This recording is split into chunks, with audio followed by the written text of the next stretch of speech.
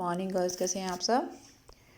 आज का टॉपिक है हमारा कंज्यूमर प्रोटेक्शन एक्ट 2019, राइट। हालांकि हम जानते हैं कि कंज्यूमर प्रोटेक्शन एक्ट सबसे पहले 1986 में बनाया गया और उसमें अमेंडमेंट्स भी हुए। अभी जो हम बात करेंगे वो करेंगे consumer protection bill 2019। Actually bill नहीं है तो एक्ट। तो एक बार जब ये पार्लियामेंट में बिल के तौर पे ही पास होता है, उसके बाद ये एक्ट का रूप धारण करता है।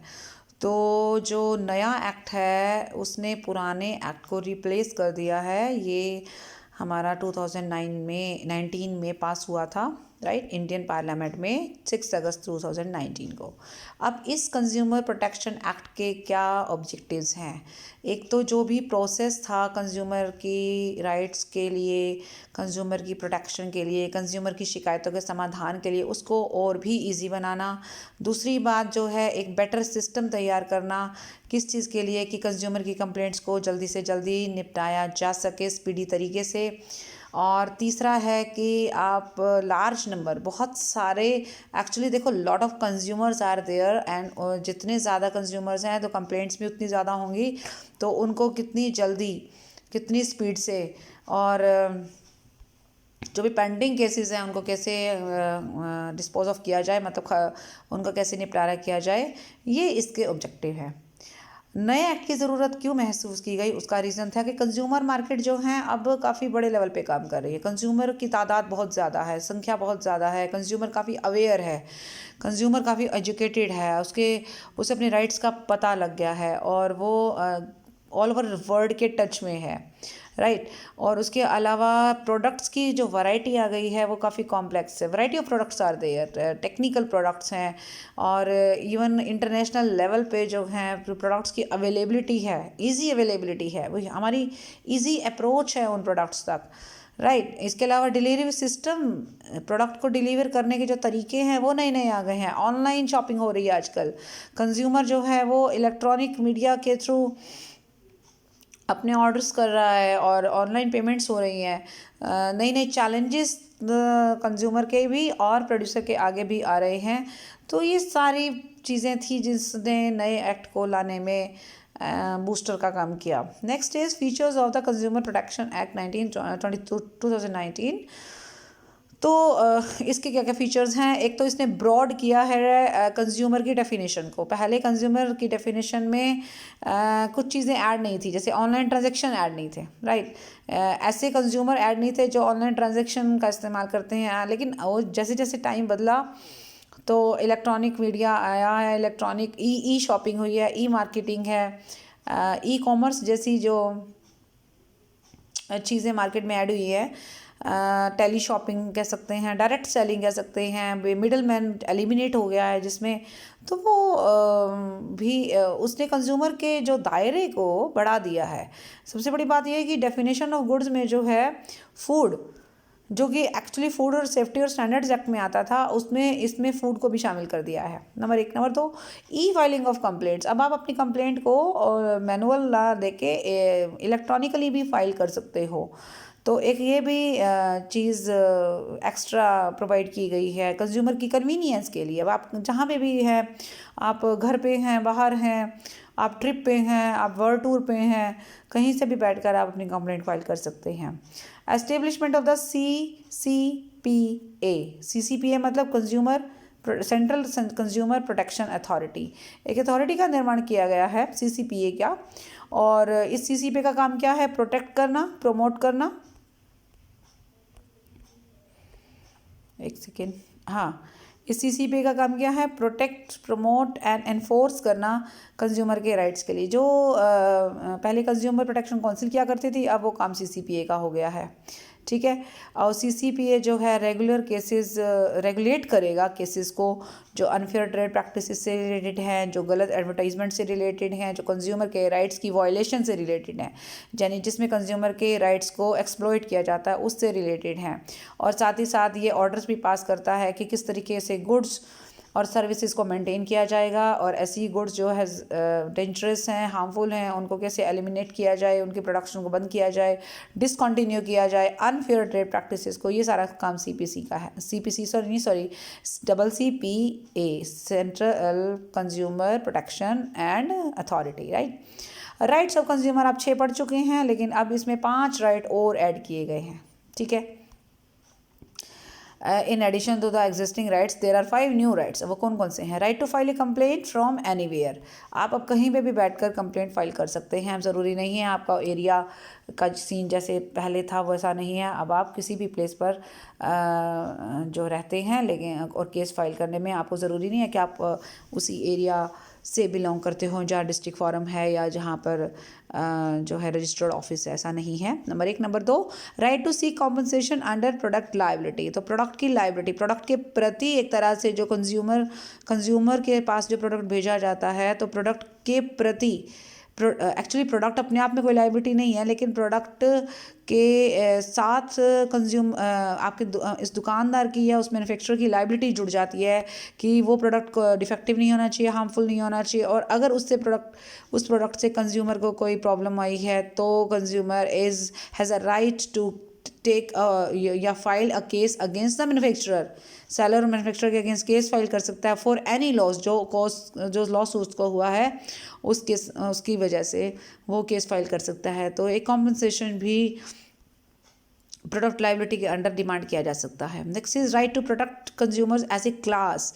पर्टिकुलर क्लास अगर समझा जाता है कंज्यूमर एक ग्रुप की तरह अगर ट्रीट किया जाए, यानी कि अगर सेम प्रॉब्लम है कुछ कंज्यूमर के साथ तो उन कंज्यूमर को एज ए क्लास एक ग्रुप लेकर और उसके बेनिफिट्स के लिए जो है हम अपनी कंप्लेंट जो है राइटिंग में फॉरवर्ड कर सकते हैं, इलेक्ट्रॉनिक मोड से फॉरवर्ड कर सकते हैं। Right to protect consumer as a class, तो कंज्यूमर को एक क्लास की तरह ट्रीट किया जाए, एक ग्रुप की तरह ट्रीट किया जाए, और उसके लिए जो है CCPA काम करता है। तो किस तरीके से राइटिंग में, अब ये कंप्लेंट आपको कहाँ करनी है, राइटिंग में या इलेक्ट्रॉनिक मोड में? किसको करनी है? डिस्ट्रिक्ट कलेक्टर को, ठीक है। जैसे आप डिस्ट्रिक्ट कलेक्टर और कमिश्नर, डिस्ट्रिक्ट कमिश्नर DC जिसे आप कह सकते हैं, रीजनल ऑफिस का जो DC होता है, और CCPA फॉर क्लास एक्शन। तो ये भी सीन रहेगा।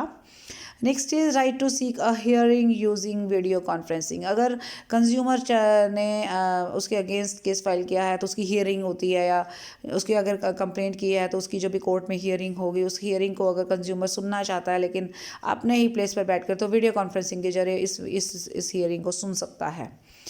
Right to know why a complaint was rejected. और कई बार जब कंप्लेंट रिजेक्ट हो जाती है तो consumer has a right to seek what was the reason behind this kind of rejection, कि उसकी कंप्लेंट रिजेक्ट क्यों हुई। जब भी कंप्लेंट दर्ज की जाती है तो कमीशन के पास एक अधिकार होता है कि 21 दिन के अंदर या तो रिजेक्ट करे या एक्सेप्ट करे, और अगर वो कोई जवाब नहीं देता है तो उसका मतलब वो ऑटोमेटिकली हमारी कंप्लेंट एक्सेप्ट हो गई है, एडमिट हो गई है। अनफेयर ट्रेड प्रैक्टिसेस में अब एक नई चीज़ भी ऐड की गई है, and that is it includes sharing of personal information. इसका जिक्र पहले नहीं था। आप अगर कोई भी इंफॉर्मेशन मैन्युफैक्चरर्स, प्रोड्यूसर या जो भी पर्सन है जिसके अगेंस्ट आप कंप्लेंट कर रहे हैं उसके साथ कोई पर्सनल इंफॉर्मेशन शेयर करते हैं, अनटिल अनलेस इसको डिस्क्लोज करने की ज़रूरत ना हो तो उस पर्सन को कोई राइट नहीं है आपकी इंफॉर्मेशन जो पर्सनल है उसको कहीं बाहर बताने का, डिस्क्लोज करने का। ये भी अनफेयर ट्रेड प्रैक्टिसेस में आता है, यानी आपकी पर्सनल इंफॉर्मेशन वो पर्सन किसी के साथ शेयर नहीं कर सकता, ठीक है। Penalties for misleading advertisements. अगर आप लोगों को मिसगाइड करते हैं अपने एडवर्टीजमेंट के ज़रिए तो CCPA के पास एक पावर है, वो आपके ऊपर पेनल्टी लगा सकता है इंडियन रुपीज़ में 10 लाख रुपए तक की ऑन ए मैन्युफैक्चरर और एंडोर्सर होते हैं जो एडवर्टाइजमेंट में हेल्प करते हैं, या एक तरह से जैसे बड़े बड़े सेलिब्रिटीज़ आपने देखे होंगे जो एडवर्टीजमेंट में हेल्प करते हैं। तो एक मिसलीडिंग एडवर्टीजमेंट के लिए ये सीन रहेगा। इम्प्रिजनमेंट भी है, यानी जेल भी है 2 साल तक की। इस काम के लिए 2 साल तक की जेल और 10 लाख तक का जुर्माना है। और अगर ये आपकी गलती जारी रहती है तो 10 लाख को 50 लाख कर सकता है और जेल को 5 साल तक बढ़ा सकता है। मतलब अगर इस गलती को दोबारा किया आपने तो की बात कर रही हूँ। और CCPA आपको मना कर सकता है कि अब आप उस प्रोडक्ट से रिलेटेड कोई भी एडवर्टीजमेंट करेंगे ही नहीं। मिसलीडिंग तो खैर कर ही नहीं सकते, लेकिन उसके लिए आपको मतलब कि उसके ऊपर आपको प्रोहिबिट कर सकता है, मतलब आपको मना कर सकता है, ठीक है, पर्टिकुलर प्रोडक्ट और सर्विस की एडवर्टीजमेंट के लिए for a period of 1 year, right. So ये भी सीन रह सकता है, और इस ऑफेंस के लिए भी 3 साल तक की सज़ा फिर मिल सकती है। मतलब आपको मना किया है 1 साल तक, लेकिन आप माने नहीं तो आगे 3 साल का बैन और लग जाएगा आपके ऊपर, right. Next is consumer disputes redressal. अच्छा, ये बात तो क्लियर हो गई थी ना, यहाँ तक तो आपके 5 राइट हो गए थे। उसके बाद फिर वही जनरल बातें चल रही थी, फीचर्स चल रहे थे हमारे कंज्यूमर प्रोटेक्शन एक्ट 19 को लेकर। मैं वापस आना चाह रही हूँ एक बार फिर से। हम बात कर रहे थे फ़ीचर्स की। फ़ीचर्स में हमने देखा कि एक तो डेफिनेशन बढ़ा दी है, कंप्लेंट्स में ई फाइलिंग को ऐड किया है, सीसीपीए का निर्माण किया है, राइट्स में 5-6 राइट्स के अलावा 5 राइट्स और डाल दिए हैं। ये आपके 5 राइट यहाँ ख़त्म होते हैं। फिर उसके अलावा अनफेयर ट्रेड प्रैक्टिसेस में ऐसे ही बात को भी ऐसा डाला गया कि भाई आप अपने किसी भी कस्टमर की पर्सनल इन्फॉर्मेशन शेयर नहीं कर सकते। छठे में पेनल्टी के बारे में है, जो सिर्फ एडवर्टीजमेंट की बात कर रहा है वो।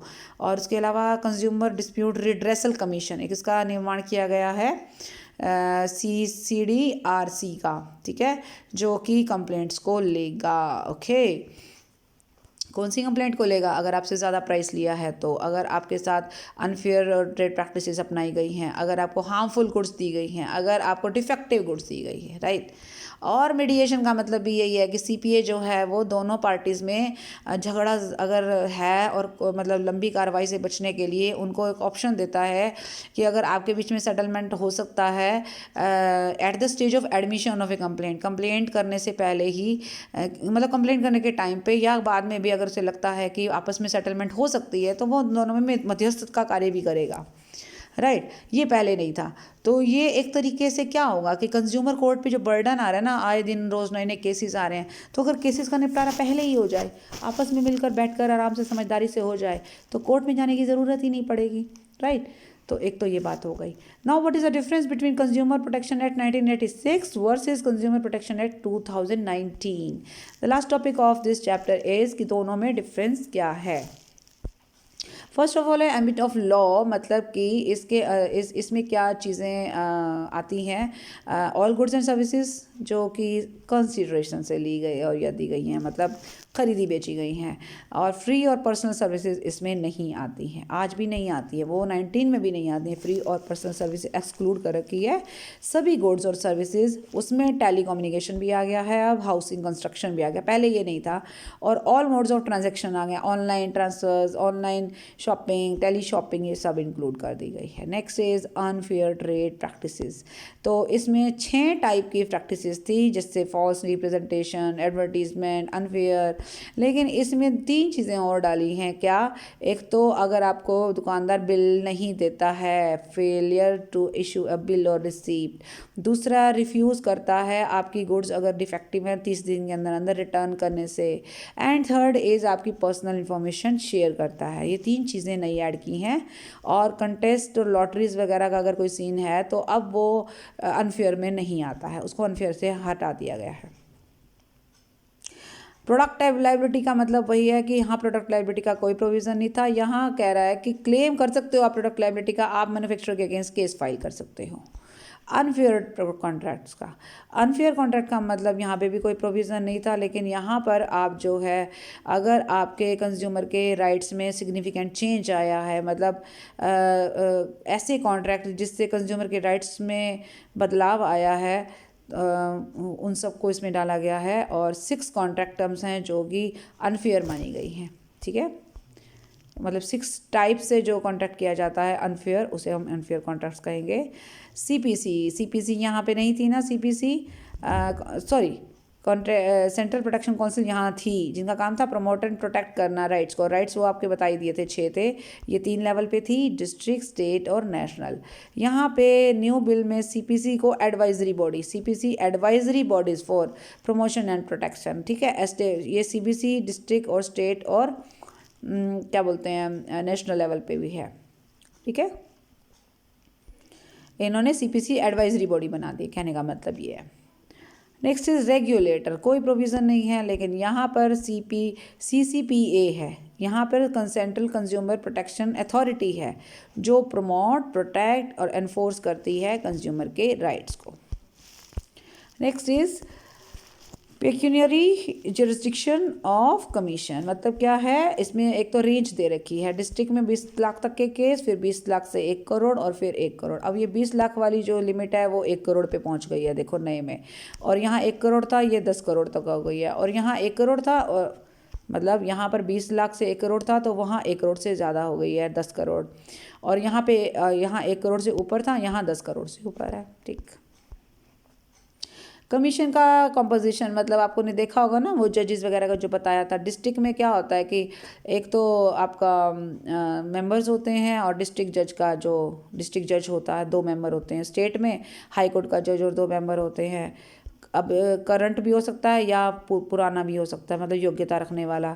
नेशनल में सुप्रीम कोर्ट का जज और 4 मेंबर्स। यहाँ पे आ जाइए, डिस्ट्रिक्ट में प्रेसिडेंट और 2 मेंबर, यहाँ पर उन्होंने जज वज का सीन नहीं डाला है। स्टेट में प्रेसिडेंट एंड 4 मेंबर्स। नेशनल में ये देखो, ये 4 वाला जो है ना, स्टेट में पहले 2 थे, अब यहाँ 4 हो गए, और यहाँ पे भी 4 मेंबर हो गए, right. Next is appointment. Appointment कैसे करेंगे? सिलेक्शन कमेटी अपॉइंट करेगी ना इन लोगों की। यहाँ पे जो मेंबर होते थे उसकी सिलेक्शन कमेटी अपॉइंट करती थी, और रिकमेंड करते थे मेंबर्स को कमीशन। लेकिन यहाँ पे क्या है, कोई प्रोविज़न नहीं है सिलेक्शन कमेटी का, सेंट्रल गवर्नमेंट ही अपॉइंट करेगी, मतलब सिलेक्शन कमेटी का चक्कर ख़त्म कर दिया। ऑल्टरनेट डिस्प्यूट रिड्रेसल मैकेनिज्म क्या है? यहाँ कोई नहीं है। और यहाँ पे क्या है, मीडिएशन है। वो देखो मीडिएशन आया था ना मध्यस्थता पर, वहाँ नहीं था, यहाँ पे है। पेनल्टीज में आपने देखा होगा, यहाँ पर 1 महीने से 3 साल तक की सज़ा, 2,000 से 10,000 तक का जुर्माना था। यहाँ आपने एडवर्टीजमेंट के लिए देखा, बहुत भारी पेनल्टी थी। इसके अलावा 3 साल तक की सज़ा और 25,000 रुपये तक का फ़ाइन। 25,000 से ज़्यादा का फ़ाइन, मतलब नॉट लेस देन, 25,000 से कम फ़ाइन नहीं है। 3 साल तक की सज़ा, 25,000 रुपये ज़्यादा का फ़ाइन, और 25 से लेकर 1 लाख तक का फ़ाइन, और दोनों हो सकते हैं। And last one is e commerce. यहाँ कोई प्रोविज़न नहीं था।